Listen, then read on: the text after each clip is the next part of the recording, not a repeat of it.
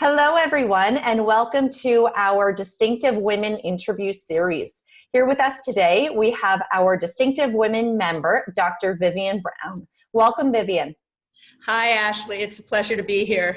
Pleasure to have you. So why don't we start the interview by you telling us a little bit about yourself. Who is Dr. Vivien Brown? So I am a family doctor in Toronto. I'm educated at McGill, and now I'm an assistant professor at the University of Toronto. And I do a lot of health prevention and health promotion. So I also work for a Medicis health group as a vice president of medical affairs, where the whole focus is on prevention. I do a lot of teaching, and I've got a lot of interest in women's health.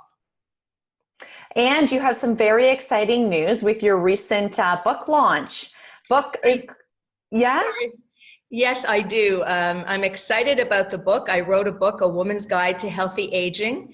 And in that book, I try to give women the opportunity to feel empowered by healthy aging as opposed to feeling like they were a victim of healthy aging. So it's got 7 chapters, and the chapters are areas like osteoporosis and cardiac health, where women's choices in what they're doing today can make a difference for their tomorrow. And Dr. Brown, where can one find your book? So the book I'm excited to share is a bestseller in Canada. It's on Amazon.com and Amazon.ca. It's in Shoppers Drug Mart and Wellwise, which is their healthy aging stores, as well as in Indigo and various bookstores around the country. Well, there you go, everyone. Definitely don't miss out on this fabulous book by Dr. Brown. Now, Dr. Brown, over your careers, as all of us do, we have many ups and downs. And I would love to know what one major obstacle or challenge you've had over the years, and how did you overcome it? You know, Ashley, I think we all have opportunities in life, and sometimes when we take on too many challenging tasks and accept too many opportunities, we end up feeling very stressed and we end up feeling like we're burning out. So I think one of the things is learning how to say no. And for women, we often want to please and we say, oh, I'll think about it, or I'll try, I'll get back to you.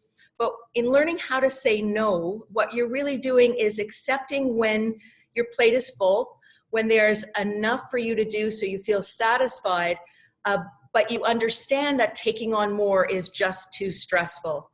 And so realistically, when we say no to something, we are actually saying yes to something else. And the yes may be to family, to friends, to personal goals. And I think we need to understand that, because it's too easy to keep on taking tasks and never learning how to say no. And that is so true about us as women. We have such a hard time saying no. So Dr. Brown, how did you learn how to say no? I mean, it's one of those things that I feel like might be easier said than done. So how did you actually learn to say no? By making mistakes. You know, you take on too much and then you realize that what you thought was a challenge and an opportunity is actually a stress. And when your work becomes too stressful, you stop enjoying it, you stop having that energy, and you end up feeling overloaded.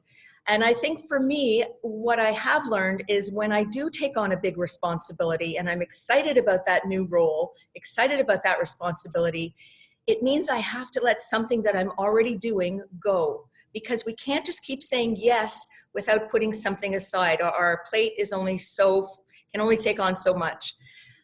For me, I started a journal club for female doctors about 10, 12 years ago. And one of the things that I let go is I let go being the chair of that journal club. Someone else took over, and that was great, and she's doing a great job. But there is a grieving process when you let something go, because your heart's been in it. You've been so connected to it. And I think that's really the key, is if you're going to accept a big new enterprise, a big exciting challenge, then you have to decide what on your plate you can let go of so that you have room to enjoy and room to function well at this new challenge, whatever that is. And I like your view on it, whereas when you're letting something go, when you're saying no, you're letting room for something else to come in, because a lot of people just look at it as saying no and not the opportunity to let something else in. So thank you for that advice.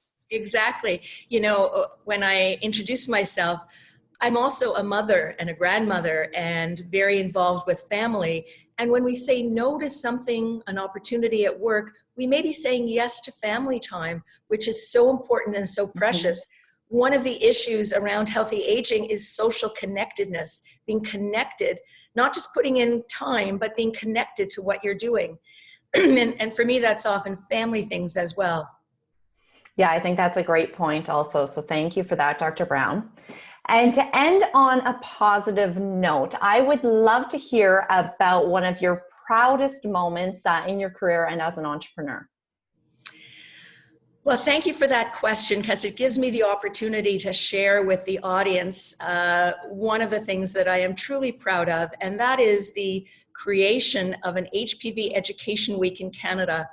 As a past president of the Federation of Medical Women of Canada, we went to Parliament in 2017. We had all-party agreement to create a week of education for all Canadians around HPV, the diseases, the virus, and the vaccine. We're the first country in the world to have done that, and other countries around the world are now following our model. So as of now, early 2019, the US is starting a week, India is starting a week, and Taiwan is starting a week. And this international impact has partly been available to me through the Medical Women's International Association, where I'm taking on the role of Vice President for North America. And the International Association has a voice at the World Health Organization, and I've been honored to speak for them at the UN.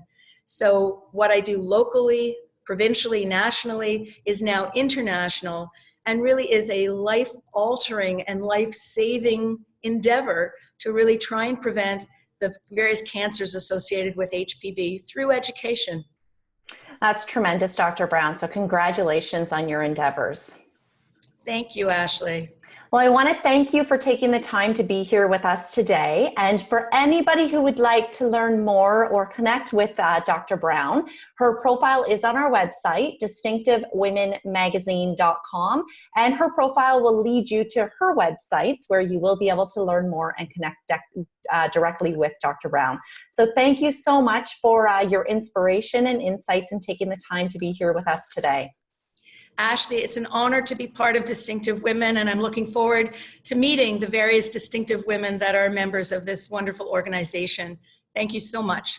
Thank you. Have a great day.